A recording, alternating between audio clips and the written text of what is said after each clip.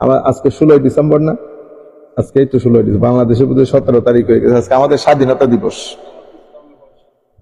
হ্যাঁ, আজকে আমাদের স্বাধীনতা দিবস।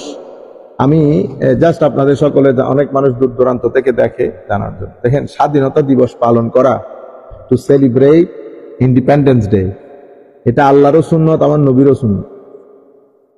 এটা আল্লাহরও সুন্নত। আল্লাহর সুন্নত মানে কি? আল্লাহর হুকুম, আল্লাহর হুকুম। আর আমার নবীর হযরতে, শুধু আমার নবীর সুন্নত না, মুসা আলাইহিস ইসলামের কওম, মুসা আলাইহিস ইসলাম সবারই সুন্নত। কেমনে? আল্লাহ রাব্বুল আলামিন কোরআনে পাক ইরশাদ করেন, ওয়াইজ নাজ্জাইনাকুম মিন আলি, হাবসা পড়তে হবে, ওয়াইজ নাজ্জাইনাকুম মিন আলি ফিরআউনা ইয়াসুমুনাকুম সুআল আযাব ইউযাববিহুনা আবনাকুম ওয়া ইস্তাহয়ুনা নিসাকুম ওয়া ফি যালিকুম বালাউম মির রাব্বিকুম আযীম।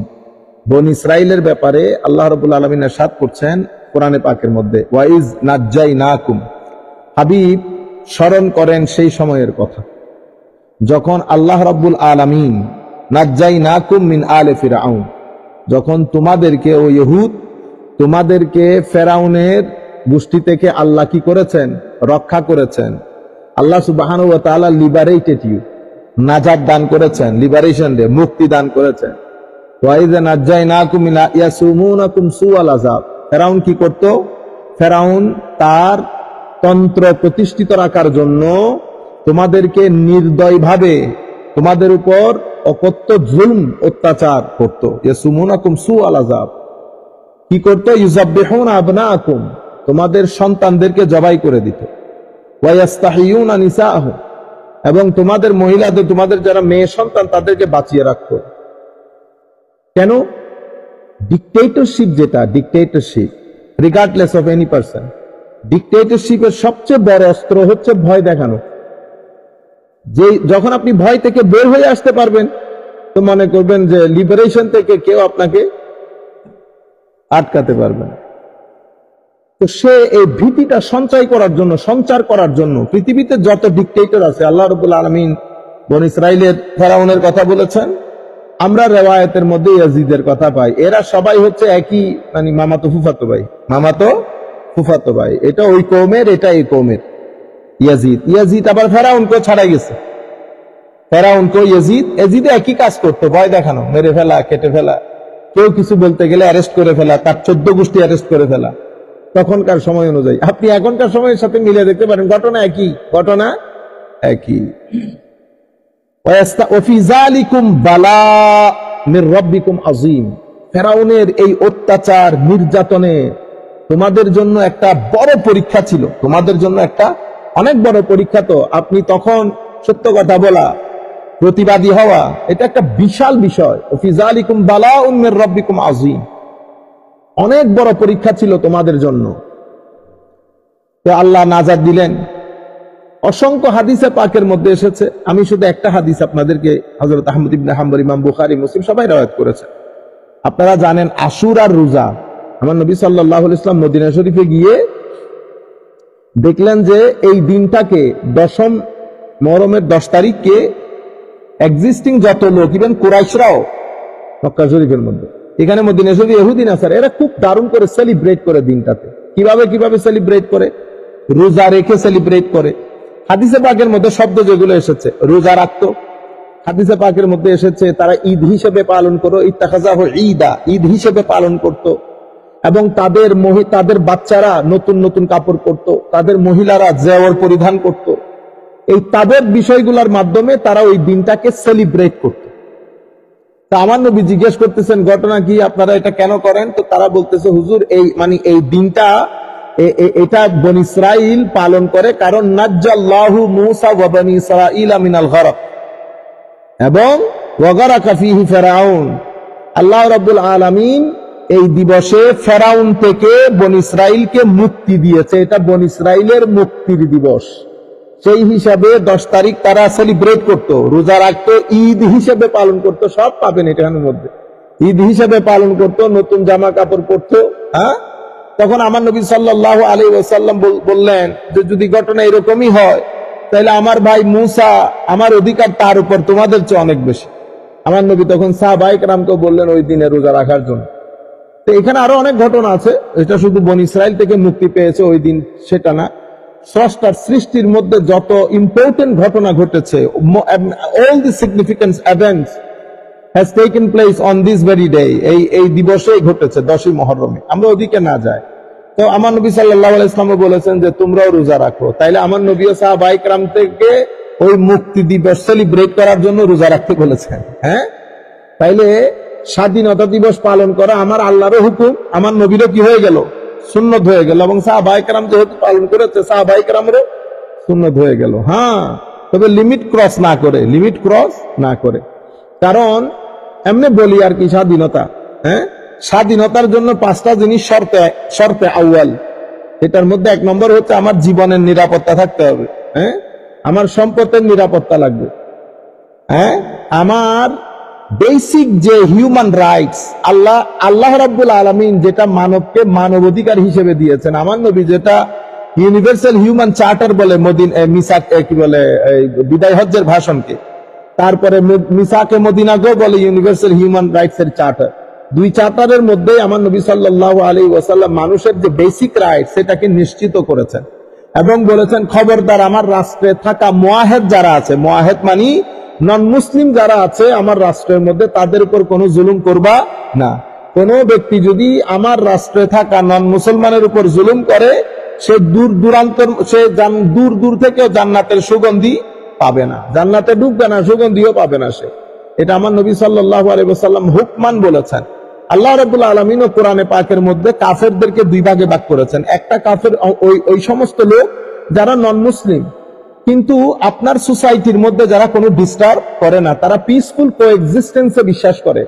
আমার নবী আল্লাহ রাব্বুল আলামিন ইরশাদ করছেন যে হাবিব, এটা আল্লাহর কমান্ডমেন্ট, যেই সমস্ত ব্যক্তি আপনাদেরকে মক্কা শরীফ ছাড়তে বাধ্য করেছে, জুলম অত্যাচার করে, হ্যাঁ, আমি হুকুম দিয়েছি শুধু জিহাদ হবে শুধুমাত্র তাদের সাথে, জিহাদ হবে শুধুমাত্র তাদের সাথে। লা ইয়ানহাকুমুল্লাহ, আল্লাহ রাব্বুল আলামিন আপনাকে নিষেধ করছেন যুদ্ধ করতে ওই সমস্ত যুগ ব্যক্তির বিরুদ্ধে যারা কি, যারা আপনাদেরকে আপনাদের রাষ্ট্র থেকে বের করে দেয় নাই, তারা they believe in the peaceful coexistence.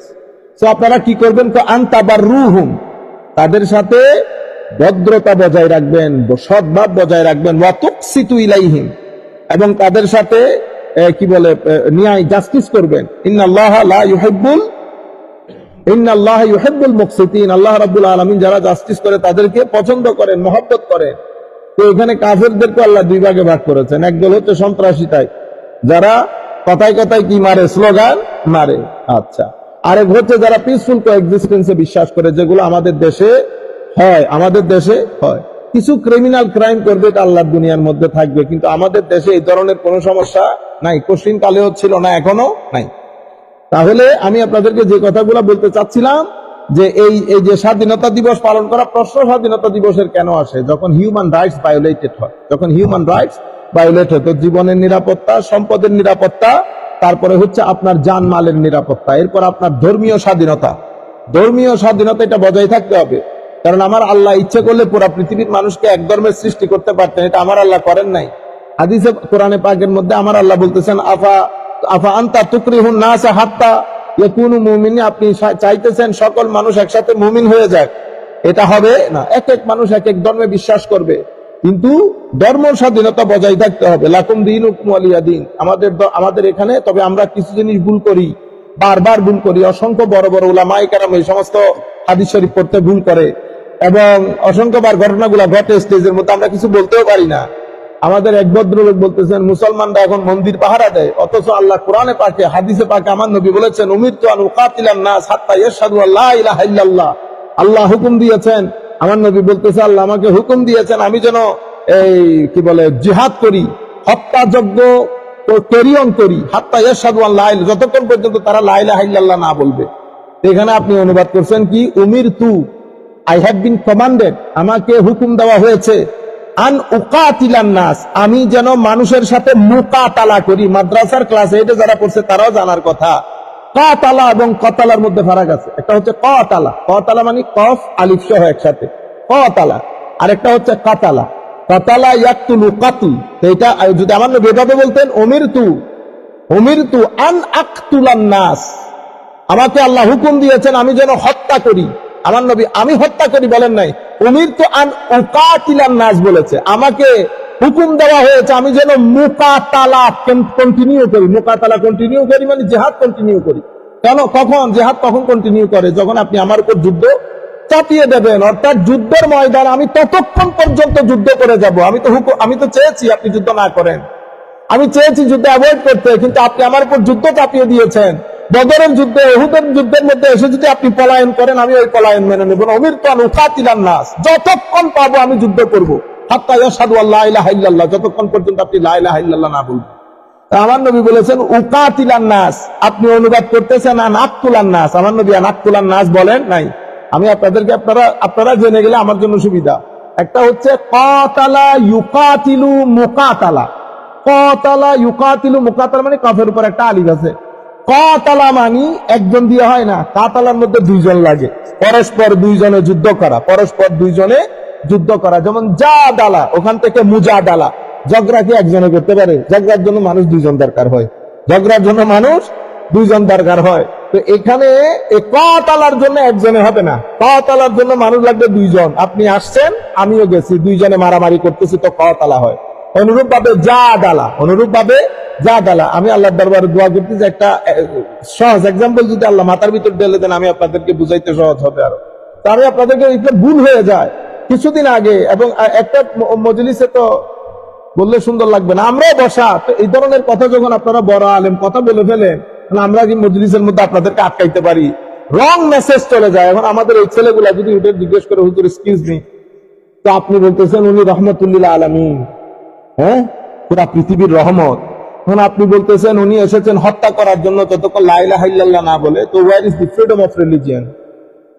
তাহলে তো আপনাদেরকে কোনো জায়গায় হুকুমত দেওয়া যাবে না, আপনারা তো নন মুসলিমের জীবনকে হেল্প করে দিবেন। তাইলে এরা যদি ওই প্রশ্নটা করে, তখন কি করবেন? তখন তাদেরকে চুপ করাই দেবেন। হাজারো মানুষ আপনাদের এই সমস্ত ওয়াজগুলো শুনে মানুষ নাস্তিকতার দিকে চলে যায়।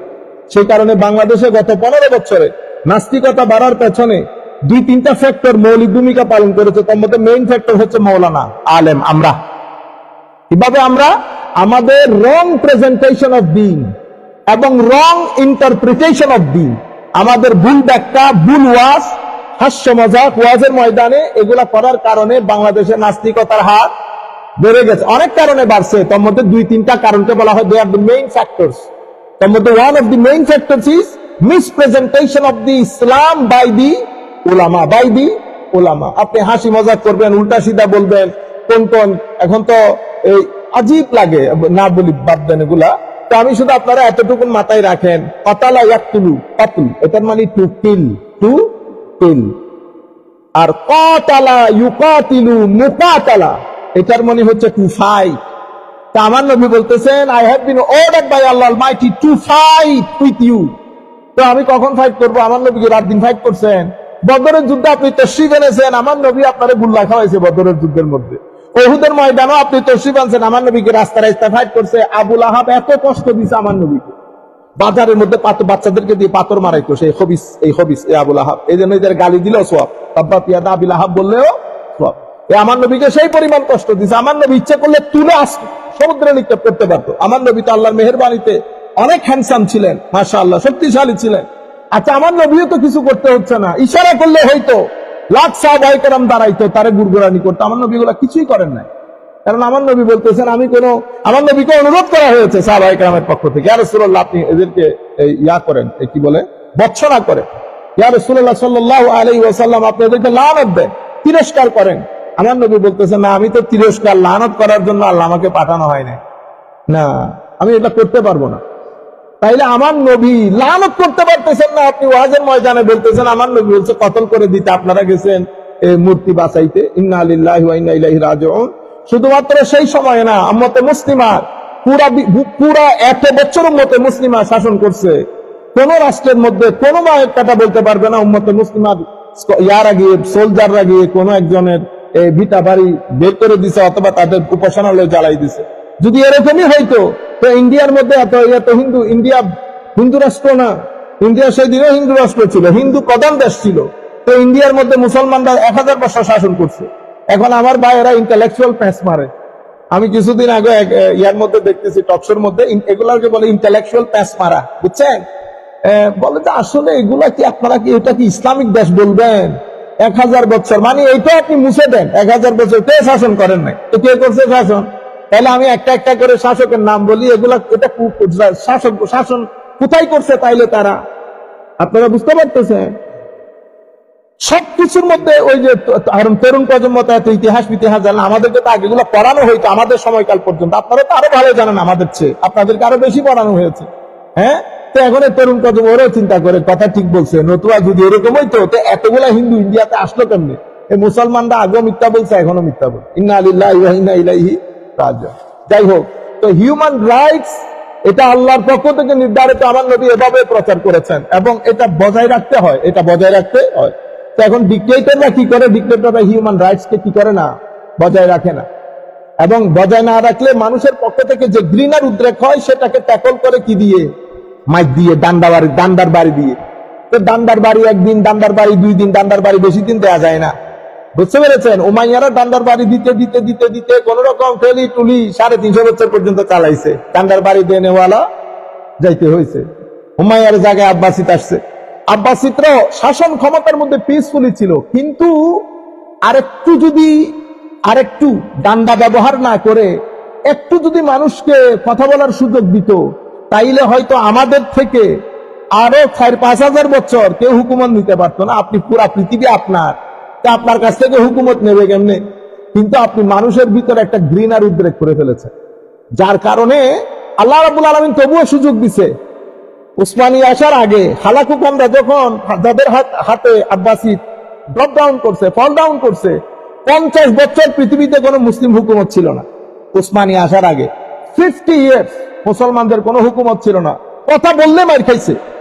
এবং মুসলমানদের এরকম অবস্থা, প্রভুত্ব, সেই মুসলমানদেরকে পশু কাটার মতো কাটাইছে আল্লাহ হালাকুকামদেরকে নিয়ে। কিসের কারণে? অতিমাত্রায় ভোগ বিলাস। এরপরে হুকুমত কাকে দিবে, চেয়ার কাকে দিবে? বাবা মারা গেছে, ভাই যুদ্ধ। তো ঘরের বাবারা কি করতো? মারা যাওয়ার যখন বাতাস লাগতো তখন পুরা দেশটাকে নিয়ে কাগজ কলম নিয়ে বসতো, তুমি উত্তর পরিচালনা করবা, তুমি দক্ষিণ পরিচালনা করবা। তো আপনি যখন উত্তর দক্ষিণ পূর্ব পশ্চিমে ভাগ করে দিতেছেন, রাষ্ট্র আর রাষ্ট্রের জায়গায় আছে, দুর্বল হয়ে যায় না? 50 বছর আল্লাহ তাদেরকে সাফার করাইছেন, তবু এই জাতি বুঝে নাই। আল্লাহ রাব্বুল আলামিন 50 বছর পরে সুফিয়ায়ে কেরামের মাধ্যমে, আউলিয়ায়ে কেরামের মাধ্যমে, এই আপনার এই তরবারির জুড়ে আসে নাই, সুফিয়ায়ে কেরামের কারণে আসছে। সুফিয়ায়ে কেরামের মাধ্যমে আবার উসমানীরা, তুর্কিরা হুকুমত পাইল, আবার 550 বছর পৃথিবীতে শাসন করলো। কিন্তু মুসলমানদের একটা বিষয়, এটা আল্লাহ পাক জানে কেন, মুনাফিক সব আমাদের এখানে জন্মগ্রহণ করে। মীর জাফর থেকে শুরু করে, মীর কাসেম থেকে শুরু করে, সব আবুল কাসেম, ফজলুল হক সব আমাদের এখানে, বুঝতে পেরেছেন?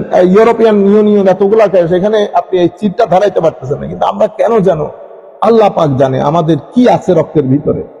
আমরা এই ইউরোপিয়ানদের সাথে মিশে, বুঝতে পেরেছেন, সৌদি আরবের মধ্যে মুভমেন্ট উঠেছে। মুভমেন্ট কি মুভমেন্ট? বার্মা দিন নাই আর, ধর্মের মধ্যে বেদাত ঢুকে, শিরক ঢুকে, বলে ধর্ম আর ধর্মের জায়গায় নাই। এত বড় বড় স্কলার, কারো বুঝে আসতেছে না ধর্ম নাই, যে শুধু তাদের বুঝে এসে গেছে। তারা কি করলো? এদের সাথে একসাথে হয়ে, পাওয়ারের সাথে একসাথে হয়ে যুদ্ধ শুরু করলো। যুদ্ধ করতেছে মক্কা শরীফ আর মদিনা শরীফ। তো মক্কা শরীফ আর মদিনা শরীফ মুসলমানরা যুদ্ধ করবে। তারা যখন দেখছে মক্কা শরীফ মদিনা শরীফের হুরমত নষ্ট হবে, তারা মক্কা শরীফ মদিনা শরীফ ছেড়ে দিয়েছে তাদের হাতে। যদি যুদ্ধ পরিচালনা করতো, আপনি তুর্কির আধা রাষ্ট্র, আপনি ওদের সাথে যুদ্ধ করে পারতেন। কিন্তু তারা বুঝতে পেরেছে, তুর্কিরা, যে এদের সাথে বিদেশি পাওয়ার আছে, তাদের কাছে তো মক্কা শরীফ মদিনা শরীফের কোনো বই নাই। তো তারা এগুলো নিস্তেনাবুদ করে দেবে, তামাল করবে, ইজ্জত নষ্ট করবে। ছেড়ে দিয়েছে। ছেড়ে দেওয়ার পরে পুরো আস্তে আস্তে মুসলমান, তারা বাইরের শক্তি, ফ্রান্স, এই সমস্ত দেশগুলা মুসলমানদেরকে বুঝাইছে, আমরা তোমাদেরকে স্বাধীনতা দিব। পরে স্বাধীনতা কি হয়েছে জানেন? 100 বছর গোলামের মতো, হ্যাঁ, হাতে তুলে উঠাইছে, হাতে তুলে বসাইছে। আমরাও তাদের গোলাম। কাউকে ইংল্যান্ডে ভাগ করে নিছে, কাউকে ফ্রান্সে ভাগ করে নিছে। কেমনে বুঝবেন কোন জাতি ফ্রেঞ্চ ছিল, কোন জাতি ইংলিশ? যাদের ড্রাইভিং রাইটে তাদেরকে ইংল্যান্ডে শাসন করছে, যাদের ড্রাইভিং ওই সাইডে তাদেরকে ফ্রেঞ্চরা করছে। 100 বছর পরে আবার আন্দোলন শুরু হয়েছে, আমরা ডেমোক্রেসি চাই। ওরা ডেমোক্রেসি কি করছে? আসার সময় সার্ক, মার্ক, বিভিন্ন অর্গানাইজেশন করে দিছে। করে দিয়ে বলতেছে এটার আবার প্রধানকে, সার্কের প্রধানকে আমাদের রানী, বুঝতে পেরেছেন? আলটিমেটলি এই নাজাত উম্মতে মুসলিম আর মিলে নাই। তো ভোট করো, আমাদের লোকরা বারবার বলে আবার হাসি পায়, গণতন্ত্র রক্ষার জন্য, গণতন্ত্রের মানুষ কন্যা, গণতন্ত্র গণতন্ত্র, যতবার গণতন্ত্র বলে ততবার আল্লাহ আল্লাহ বললে এতদিন আল্লাহর ওলি হয়ে যেত সব, বুঝতে পেরেছেন? ঘটনা কি ঘটনা, এগুলা বললে আপনাদের খারাপ লাগবে। এখানে নিলামে উঠে নিলাম বাংলাদেশ নিলামে উঠছে, তো এ বলতেছে আপনি এই শর্তগুলো ফিল আপ করতে পারবেন কিনা? তো শর্ত মর্ত না, যা শর্ত ফিল আপ করে দিবনি, তো যা তোর হুকুমত দিয়ে দিলাম আগামী 5 বছরের জন্য, বুঝছেন? শর্তের মধ্যে আসল শর্ত হচ্ছে যেই কোনো মূল্যে টুপিকে নিচে নামাইতে হবে, দাড়ি থাকতে পারবে না, দিন থাকতে পারবে না, যা মন চাই করো, লুট করো, পাপ করো, যা মন চাই করো, আমি দেখেও না দেখার ভান করবো, বুঝতে পেরেছেন? কোটি কোটি টাকা এই দেশে আসে নাই, বাইরে থেকে টাকা আসা এই দেশের জন্য। এই দেশে যে অন্যায়ভাবে টাকা আসতেছে এই দেশ জানে না, তো টাকাগুলো আপনার ইনভেস্ট হয় নাই। আমিও তো জানি টাকা লুট করছে, তবু বলছি লুট করলে মানুষ ভালো আছে, বুঝতে পেরেছেন? এরপরে আরেকজন আসবে, সেও বিসমিল্লাহ করে কদুকের থেকে শুরু করে ফলকেট পর্যন্ত লুট করে বাংলাদেশকে আবার আরেকটা নতুন বাজার তৈরি করবে। তারপরে আমরাও কিছুদিন ডেমোক্রেসি, এটা হইলো আমাদের ডেমোক্রেসি, বুঝতে পেরেছেন? আল্লাহর দরবারে দোয়া, আল্লাহ রাব্বুল আলামিন যদি এই অরাজকতা থেকে আমাদেরকে নাজাত দান করে, আমিন বলেন। তো আল্লাহ রাব্বুল আলামিন এই আমাদেরকে এদের হাতে যাওয়ার আগে দুই ভাগ হয়ে গেছে না, পাকিস্তান বাংলাদেশ। হ্যাঁ, আমরা অনেক ভাই আবার বলি না পাকিস্তান দুর্বলতা, পাকিস্তান। আচ্ছা, আমার বাপ কি বলতো? আমি আমার বাপদেরকে দেখছি একদম পছন্দ করতো না। আমি যখন মিশরে গেছি, পাকিস্তানি তো আমাদের কাছে এটা একটা অন্য জাতি, মনে হইতো যেন বহুত বড় বীরের জাতি। ইন্ডিয়া পাকিস্তান, আমরা মিশরে যাওয়ার পরে তো একসাথে আমরা পাকিস্তানি বাঙালি একসাথে, ইন্না লিল্লাহি ওয়া ইন্না ইলাইহি রাজিউন। সেই তারিখ থেকে আজকে 2024 বছরের এক্সপিরিয়েন্স, আমি পা থেকে মাথা পর্যন্ত চিনি এরা কি জিনিস। প্রথমে দেখলাম এরা আমাদেরকে 2 পয়সা আছে না, 2 পয়সার দাম তাই না। আমরা কি, আপনি যত বড় আমাদের খতিবে, আমার ছাত্র মানিকে আমার নাতিপতি ছাত্র হইতো না, এ আল্লামা। আমরা যখন মাহফিল করি বড়, তো বড় আলেম তো দাওয়াত করি, তারা এলান করে इस मस्जिद के खतीब अल्लामा नजाकत हुसैन कादरी साहब, मैं इनको खैरबाद करता हूं। फिर आपकी मस्जिद का मौलाना साइफुल आजम साहब, इते আমার 3 নম্বর নাতি ছাত্র, ইতে আল্লামা, আর আমার মৌলানা সাইফুল আজম সাহেব, क्योंकि मैं বাংলা। আপনারা বুঝতে পারছেন? এইরকম জাতি আপনারা খেতে গুলো এক করে ফেলবে, মানে আপনি কিছুই না তাদের কাছে। এখনো পর্যন্ত বলে বাঙ্গাল কা বাচ্চা, বুঝতে পেরেছেন? তো আল্লাহ পাকের মেহেরবানি বুঝছি, তখন দোয়া করছে আল্লাহর দরবারে যে এই জাতির সাথে থাকা, না খেয়ে থাকবো তবু এই জাতির সাথে থাকা সম্ভব না, সেই পরিমাণ রেসিস্ট ওরা। আপনি যদি আমাকে বলেন পৃথিবীর সবচেয়ে রেসিস্ট জাতিকে, আমি বলবো ওরা। ওদের চেয়ে বড় রেসিস্ট আর নাই রুয়ে জমিনের মধ্যে। তবে ওরা সবাই এক ধরনের না, এটা একটা মাথায় রাখবেন। পাকিস্তানের মধ্যে পাঞ্জাব প্রদেশ যেটা আছে, ওইটা থেকে তো আল্লাহ আমাদেরকে জান্নাত থেকেও বাঁচায়।